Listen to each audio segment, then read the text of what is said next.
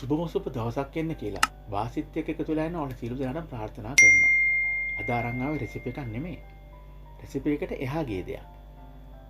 එදිනෙදා මුළු තැන්ගේ එහෙම නැත්නම් කුස්සියේ වැඩ කරන සියලු දෙනාටම වැදගත් වෙන වටිනා ටිප්ස් එකක් ගැන තමයි අද මගේ වීඩියෝ එක.